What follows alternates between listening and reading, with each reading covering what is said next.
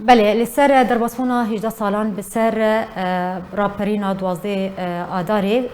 و بابت لگل میوانی خواه زردشت مصطفى باشا اندام امیداریا گشتی انکسی گوتو بیش بکم دست پیکت بزانه بم چاوا مراسیما و جاندنا سرهدانا دوازده آداری لباجار قامش رو بری و چو بخیر هاتنا تدکم بریز زردشت اگر دست پیکت بری کو امتیک بن هرگولین سرهدانا دوازده آداری وقرن دست پیکت خوازم بزانم بم ایرو خوجهی روشالتی قامشلو یا انا کسی جالی خواه او مراسم یانجی افسر روش و جان چاوا بری بچو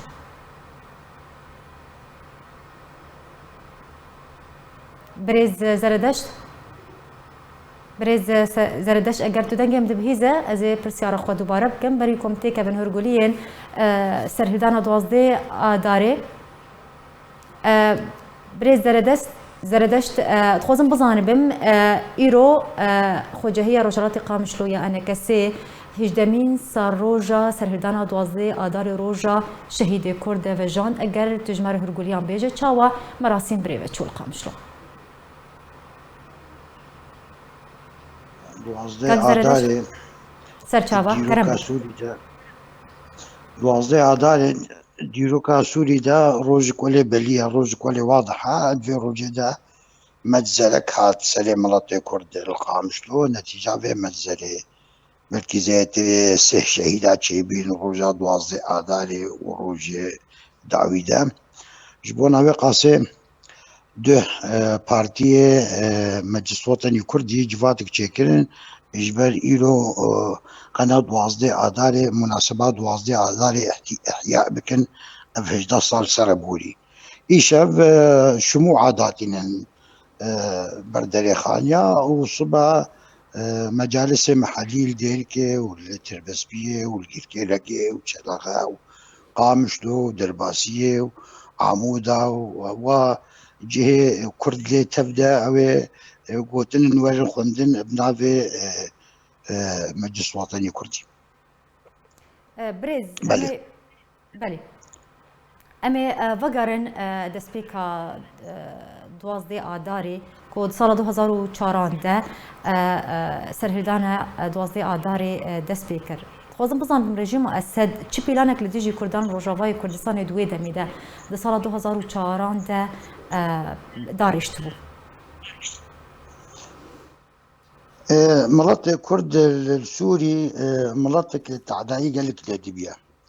انكي نظامك هبي فاشي اب نظامها قالك تعدائي المنطقة كرد كلا بيجا دوازي عدالي صار 2004 وقت اللي اشتوكي هبي القامشلو نقبا فريقة فتوه يا دير زوري دا ونقبا فريقة جهات يا قامشو دا هنك فريقة فتوه راهاتن الملطة دير زوري هنكي ملطك علبة وهنكي وقتي دا بزح في ميالي صدام حسين بيو وقتها الملعبة أو سلة صدام حسين بالإنكرين وشعارات نقوتن ونشتغالي سر رموزة كردي كرن ملطة كردي ديد ملعبة دا قيمة خناني وسروي قاصدة شرك نقبا هردو جمهورها دا شيبي وحكمتها سوري آليكاريا فريق فتوه كر دوي لحظة دا دوي ليشتو كده 6 شهيد شيبين وروجا بشترا وقت شهيد خبرن مزاري دي سنة شهيد شيبين وحكمتي عالكاري عواكر ليه ملاطي كرد جبه روجي يعني او ترصاد زكي ويدا نتيجة فا كاري نباشي حكمتها سوري تحقي ويدا كلا او ترص زكي ويدا الكل يعني ملاطي كرد دفي روجي دا بهتر كاري دنجي ملاطي كرد بجيني عالمي انه ملطك هي السوري نافي وملطي كرد عاداتي ويا تقاليدي ويا زماني ويا باشخا هي سايكس بيكو اف جهه ملطي كرد اف عرض ملطي كرد اخذ نيب دولة سوري دا يعني ملطي كرد كاري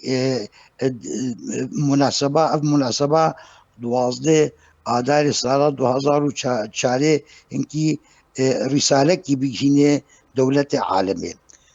يكريزي خطابة بارتية كرد سوري دا شبين وي وقتي دا دوي حادثة دا يكريزي خطابة بارتيان كرد سوري دا تشيبين يعني طبعا ملاتي كرد سوري ملاتي بيشكتيا صار بينجي وحفتي اول بارتي كردي تشيبي سوري صار بينجي وحفتي تشيبي وملاتي كرد زانيا كردا وزانيا زماني ويها وزانيا ملاتكا ووضع اخوات خوشك فهمت كده ليه دوازدي عدالي يعني وقت بيجي ديروكك مميز بتاريخ ملاتي كرد سوري ده. باش تقوت قال كرد د سال 2004 ده كارينا ببن يك دنگ يك هلويست و دوزا كردي بجهان ناساند يعني لقوري نارينا تاد سرهدانا دوازدي آداريت قال كرد شخوا جديريكي حتى عفرين بون يك دنگ او يك دنگي چاوا هاتولي بريز زردشت بله جديرك حتى قامشلو حتى عفرينة حتى البايتخت سوري الشامي حتى الحلبة مناطق كرد الكودة بي رابي سرخوا ديجي واجراءات تشيبي ضد مناطق كرد القامشلو ذي ملعبة هذا وبارتي طبعا بارتين كرد سوري يعني تمثيل ملدكن وبارتيا كارية كريزيكي تشيكي لافرونن ام تشوا في ديروكها ام يعني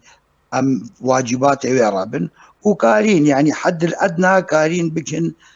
تشنا وبرابين بواجبات خرابين ضمن او امكانيات سلميده او امكانيات سياسيه يعني تظاني ملطي كرد سوري كاريوي كارك سياسيا نكارك سلاحة نكارك شرة كارك بضمانة كارك سياسية بلغة عقل دفاع حقوق ملطي كردكي ليه يعني دنگ تشيبي دنگها جريمة جي مظنبي يعني روجا دوازده آداره دا و روج پایدا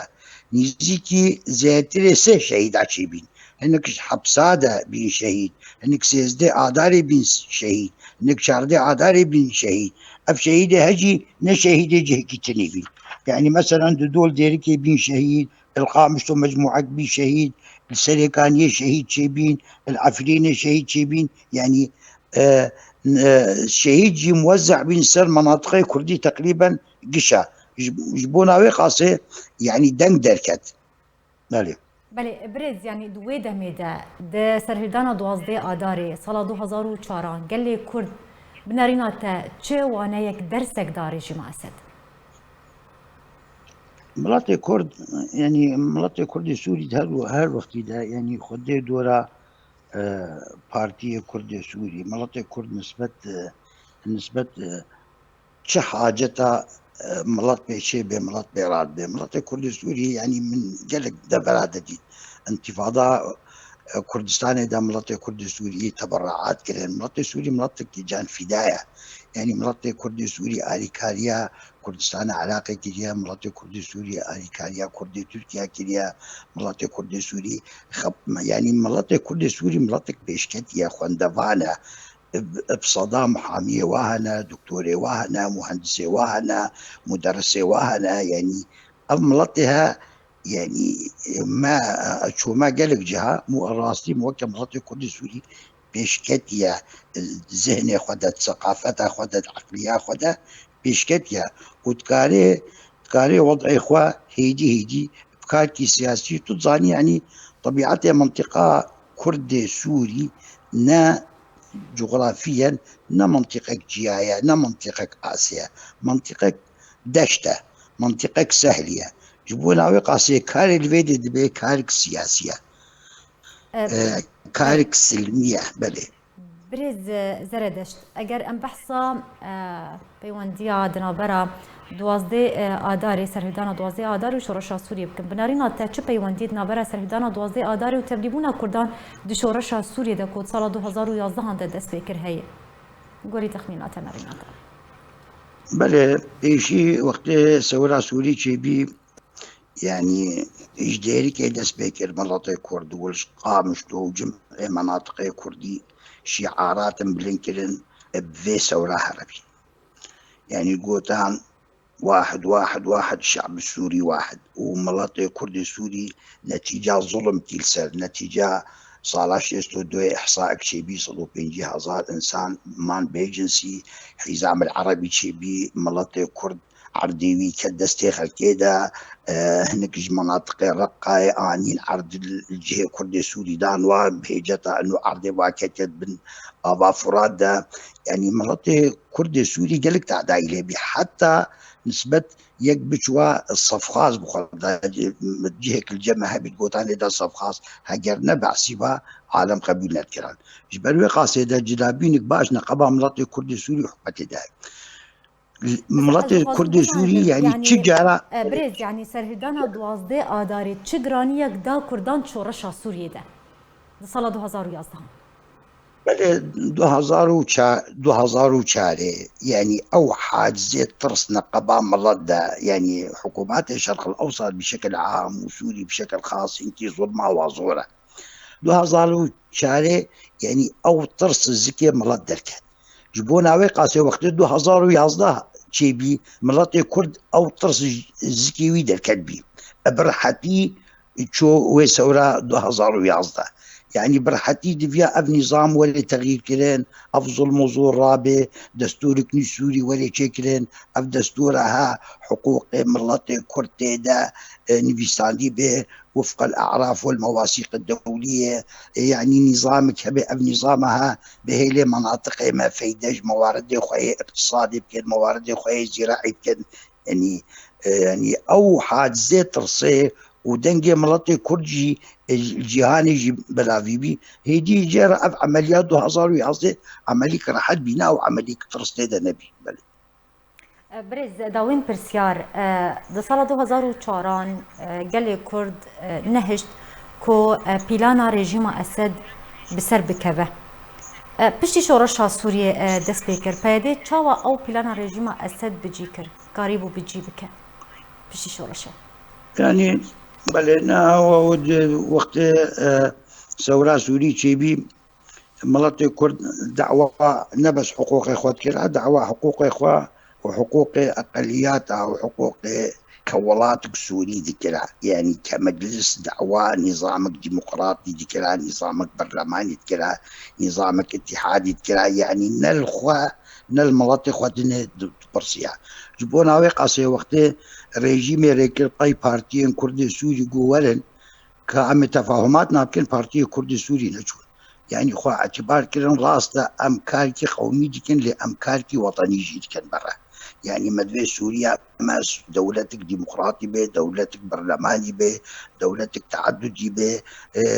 احزاب تيلا سربس بن كارتيلا سربس بن في رنجها بارتيين كرد سوري في موضوعين يعني رابي علاقات كيفن نقبا ريجيم وبكك ذهبي هي وقت سلوكي بكك تركيا هاتي سوري علاقاتك نقبا ذهبي وقت بارتيين كرد سوري خوانا دامبل نچون خوش ملتي سوري جدا نكلن مصلحة خويا شخصي نقران مصلحتها ملتي سوري تفدا قران او رابي دس خويا خزدستي فكذا وفي مناطقها اتفاقي نقابة وهذا شيء بتسليمي واجب. بله زور سپاس جبو میوان ما بريز زردشت مصطفى باشا اندام امداريا گشتيانه كسيج قامشلوت القلمبو